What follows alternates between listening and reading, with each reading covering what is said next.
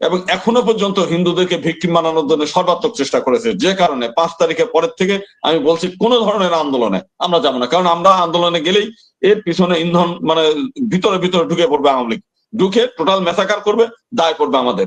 যে কারণে আমরা জানি যে এই মুহূর্তে আমরা করা দেব না। রাজনৈতিক কারণে আওয়ামী লীগ যে পথটা দেখাইছে সেই 1954 সাল থেকে এখনো পর্যন্ত তারা মারা গেছে, এর পরেও ভূত হিসেবে আমাদের ঘাড়ের পর চেপে এখনো সুবিধা নেয়। এখনো এই যত হট্টগোলের পিছনে তাদের একটা বড় ধরনের ইন্ধন আছে বলে আমি নিজে ব্যক্তিগতভাবে মনে করি। অ্যাডভোকেট সাজিদ ভাইয়ের সঙ্গে সহমত পোষণ করে বলছি যে অবিলম্বে এই আইনজীবী হত্যার বিচার হতে হবে এবং আদালত প্রাঙ্গণে যারা বিশৃঙ্খলা করেছে, যারা হট্টগোল করেছে, যারা জননিরাপত্তা বিঘ্নিত করেছে তাদেরও বিচার করতে হবে এবং কঠিন শাস্তির মুখোমুখি হতে হবে। এটা হচ্ছে আমার বক্তব্য এবং এটা আমি সুপ্রিম কোর্ট বারে আমাদের সম্মেলন হয়েছে, আমি সেখানে বক্তব্য দিয়েছি এবং আমাদের ঢাকা বারে যেখানে মিটিং হয়েছে সেখানে আমি বক্তব্য দিয়েছি। আমার বক্তব্য স্পষ্ট, এই হত্যার কঠিনতম বিচার হতে হবে। শুধু ওই মানে অ্যাডভোকেট না, যারা আদালত প্রাঙ্গণে গিয়ে হট্টগোল করেছে সেটারও বিচার হতে হবে। একই সঙ্গে আমি আবারও বলেছি যে ভারতের কারণে আজকে বাংলাদেশে যে হিন্দু নির্যাতন হচ্ছে এটার পিছনে কারণ হচ্ছে ভারত।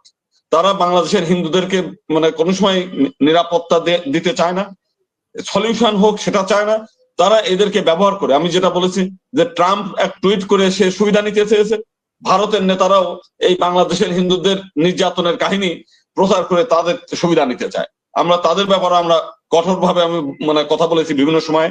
আমি বলেছি যে আপনাদের এত কথা বলার দরকার নেই, আপনারা শেখ হাসিনার সময় আপনাদের কাছে বহু ধর্ণা ধরেছি যে আপনারা শেখ হাসিনাকে বলে এইরকম একটা সলিউশন করে দেন, আপনারা তা দেন নাই। অতএব যদি ওই ভাত দেবার মুরদ নাই কিল মারার গোসাই, আপনারা নিজেরা আমাদের কোনো সিকিউরিটি দিতে পারবেন না, নিজেরা সেই কাজগুলো করে দিতে পারবেন না, অতএব আমাদের নিয়ে আপনাদের এত মাথা ব্যথা না, এত কথা বলার দরকার নেই, এটা আমরা বলেছি। যেটার জন্য তারা আমার প্রতি মানে অতি বিরাগ ভাজন। সর্বশেষ আমি যেটা বলি যে আমরা চাই যে আমরা যেহেতু এই দেশে আমরা বসবাস করব, সেহেতু অন্যের ঘাড়ে আওয়ামী লীগ সেই জন্ম থেকে আরম্ভ করে বর্তমান পর্যন্ত হিন্দুদেরকে ভিকটিম বানিয়ে তারা রাজনৈতিক সুবিধা নিয়েছে এবং এখনো পর্যন্ত হিন্দুদেরকে ভিকটিম বানানোর জন্য সর্বাত্মক চেষ্টা করেছে। যে কারণে 5 তারিখের পরের থেকে আমি বলছি কোনো ধরনের আন্দোলনে আমরা যাবো না। কারণ আমরা আন্দোলনে গেলেই এর পিছনে ইন্ধন মানে ভিতরে ভিতরে ঢুকে পড়বে আওয়ামী লীগ, ঢুকে টোটাল মেসাকার করবে, দায় পড়বে আমাদের। যে কারণে আমরা জানি যে এই মুহূর্তে আমরা করা দেব না। বিএনপির আমি যে কথা বলেছি, বিএনপি আমাদের ভিকটিম বানিয়ে কোনো সুবিধা নেয় না, কিন্তু আমি যে কথাটা বলেছি যে বিএনপির সময় আমাদের যে পরিমাণ আমরা আশা করি যে হিন্দুদেরকে যেমন পার্লামেন্টে আমরা কিছু চাই যে মাইনরিটিরা থাক, কিন্তু বিএনপি তো তার দলের লোক ছাড়া কাউকে দিবেন। এটা অবশ্য রাজনৈতিক একটা সমীকরণও ঠিকই আছে, কিন্তু আমরা চাই, সেই কারণে আমরা চেয়েছিলাম যেহেতু আপনার দলে সেই পরিমাণ হিন্দু যায় না, তো সেপারেট ইলেকটোরেট করলে তো আপনার দুটো কাজই হয়, হিন্দুদেরও কিছুর উপকার হয় আর আওয়ামী লীগের আপনার প্রতিদ্বন্দ্বী যারা আছে শেখ হাসিনা ও গোপালগঞ্জের ওই মানে টুঙ্গিপাড়া থেকে আর ইলেকশনে জিততে পারবে না, কারণ ওখানে হিন্দু সিটের হিন্দুরা আলাদা হয়ে যাবে। তো সব দিক দিয়ে তো আপনাদেরও লাভ আমাদেরও লাভ, তা আপনারা সেই কাজটুকু তো আপনারা করে দিতে পারেন। তো সেই এই হলো মূল কথাটা। আমরা চাই যে বাংলাদেশের সাম্প্রদায়িক সম্প্রীতি, একটা সামাজিক ভাবে সত্যিকার অর্থেই সম্প্রীতি আছে, রাজনৈতিক কারণ ছাড়া। আমরা যে বিল্ডিং এ বসবাস করি এর মানে বেশিরভাগ মুসলিম, আমাদের এই উলুধ্বনি শঙ্খধ্বনিতে তারা কিন্তু কোনো বাধা দেয় না। গ্রাম অঞ্চলে এখনো কাকিমা জেঠিমা বলে এই সমস্ত পাড়া প্রতিবেশীর মধ্যে একটা অত্যন্ত সৌভ্রাতৃত্ববোধ রয়ে গেছে, শুধুমাত্র রাজনৈতিক কারণে।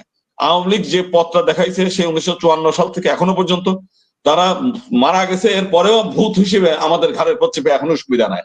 এখনো এই যত হট্টগোলের পিছনে তাদের একটা বড় ধরনের ইন্ধন আছে বলে আমি নিজে ব্যক্তিগতভাবে মনে করি। তো সেই কারণে আমি চাই যে বাংলাদেশের হিন্দু সম্প্রদায় এই মানে এই মৃত প্রেতাত্মার যেন ঘাড়ের উপর বসতে না দেয়, সেই ব্যবস্থাটা করতে হবে। এবং এখন যে জিনিসটা দরকার, সংবিধান সংস্কার চলছে, নির্বাচন পদ্ধতি সংস্কার চলছে, মাঠে ময়দানে আন্দোলন না করে আমরা যদি সংস্কার যারা করছে তাদের কাছে যে যুক্তিপূর্ণ তথ্য দিয়ে আলোচনা করতে পারি, আমি মনে করি সেইটা বেশি ফলপ্রসূ হবে। এটা হলো আমার অভিমত। ধন্যবাদ।